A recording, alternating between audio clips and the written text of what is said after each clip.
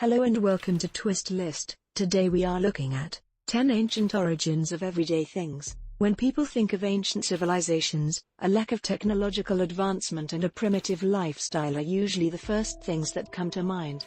However, many of the everyday things that we take for granted were actually invented long ago. Here are 10 things which were first thought of hundreds or thousands of years in the past. At number 10 we have our system for measuring time. Sometime in the early 2nd millennium BC, the Babylonians invented their number system, and its influence still affects us to this day. Because of a limited amount of symbols, they only had 2, along with their indicator for 0, they had to innovate, creating a system where one column indicated multiples of 1, one column indicated multiples of 60, and one column indicated multiples of 3600. These columns were only separated by a small space, so attention to detail was important. Once they had their number system in place, the Babylonians began applying it to various aspects of their life, such as the number of degrees in a circle and the number of days in a year. Since their system was much easier to calculate and divide, the Babylonian numbers reigned supreme over those of other nations, remaining the favored system for astronomers up to the 16th century. Eventually, thanks to its divisibility, the base 60 system was applied to the concept of time, giving us the number of minutes in an hour and the number of seconds in a minute. The 9th spot on the list is occupied by sports bra, known as an apodesmos and created by the ancient Greeks. A tight band of cloth was originally worn by women who participated in sporting events. Placed over the breasts, it would restrict their movement, making athletics a little easier.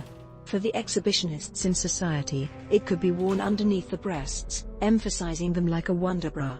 In addition, the apodesmos was much more prevalent in city-states which promoted women's sports, like Sparta. Another piece of cloth known as a strophion could be worn over the clothes, providing the same type of support as an apodesmos.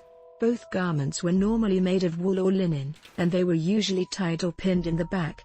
Various statues have been found depicting the goddess Aphrodite wearing an apodesmos, leading some to believe that thinner versions may have had an erotic connotation. Number 8 on our list is breath mints. Though they were responsible for a number of great inventions and works, including papyrus sheets and the Great Pyramids, dental hygiene evaded the Egyptians. Faced with the odor resulting from bacterial growth and tooth decay, they developed the first breath mints, a mixture of various ingredients, including frankincense and cinnamon, which was then boiled in honey and shaped accordingly. First mentioned in the Ibis Papyrus, a 16th century BC document, a number of different recipes for kaifi, the Greek transcription of the Egyptian word for their incense, have been found. Used in religious ceremonies as well as for medicinal reasons, the recipes for kaifi normally had a number of things in common, especially wine, honey, and raisins.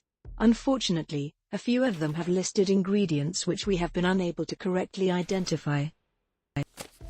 At number 7 we have parachutes. While many people incorrectly attribute the invention of the parachute to Leonardo da Vinci, it was actually the ancient Chinese who came up with the idea.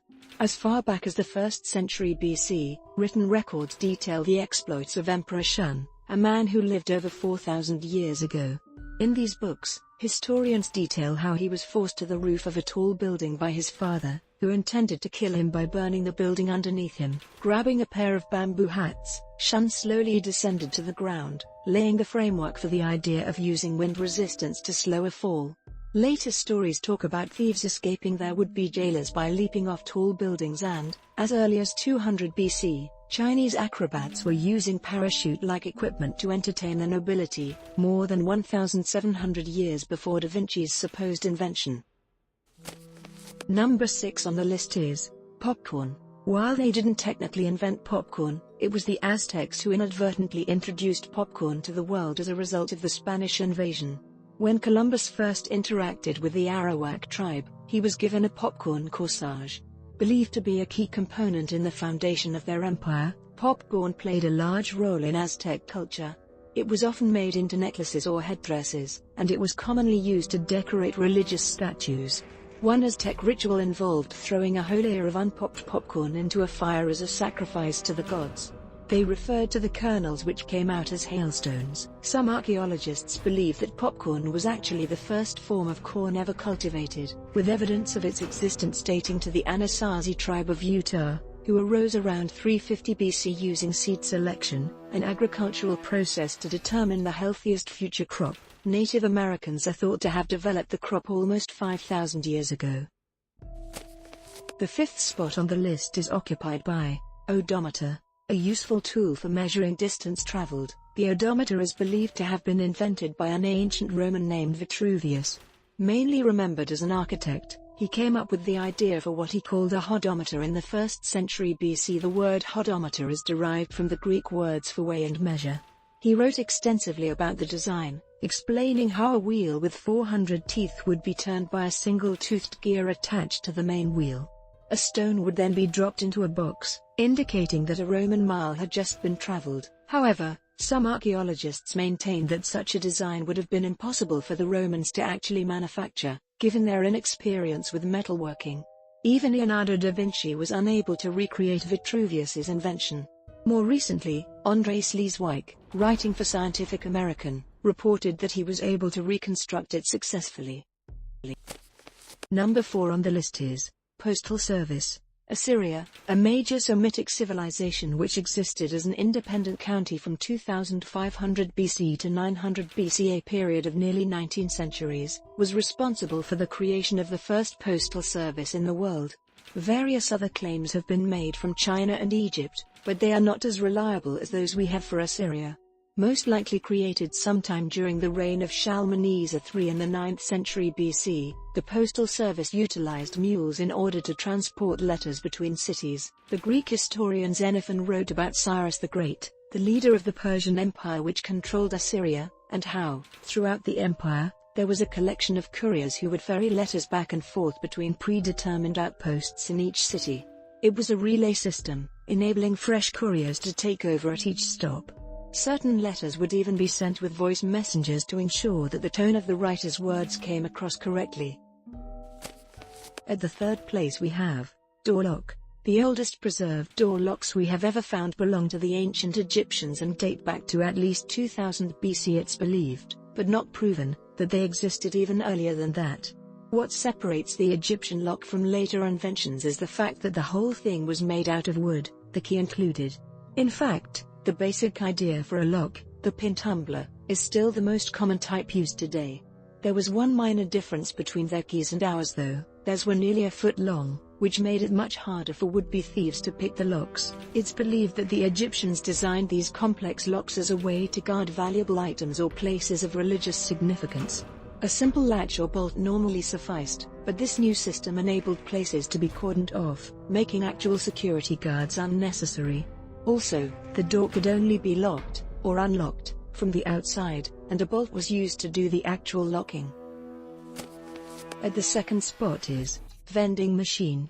Invented by the famed hero of Alexandria, the world's first vending machine only had one snack you could get: holy water. In Egypt during the 1st century, a 5 drachma coin, equivalent to around $4.40 in US dollars today, would get you a small amount of sacrificial water for use in the temples. Basically, a box had a slot in which the person would drop a coin. The coin would then hit a metal lever, which would act like a teeter-totter of sorts, moving the plug away from the holy water dispenser. Once the coin fell, the stream would be cut off. The need for this new invention arose because, as Professor of Greek and Roman Studies John Humphrey of the University of Calgary says, people were taking more holy water than they were paying for. However, due to Hero's inclusion of others' inventions in his writings, it's not really clear if he was the first to come up with the idea. Ctesibius of Alexandria is probably the next most likely inventor.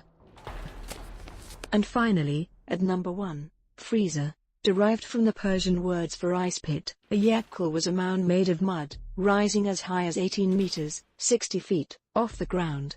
A pit up to 5,000 cubic meters, 175,000 cubic feet, in volume would then be dug underneath it. Using a process known as evaporative cooling, wind would blow into the pit, chilling any water which was brought in or left behind by melting ice. The ice itself was made in channels that extended behind the yakshils that were filled with water at night, when temperatures dropped below freezing. The ice that formed at the top of the channels was then chipped off and put into the Yakel.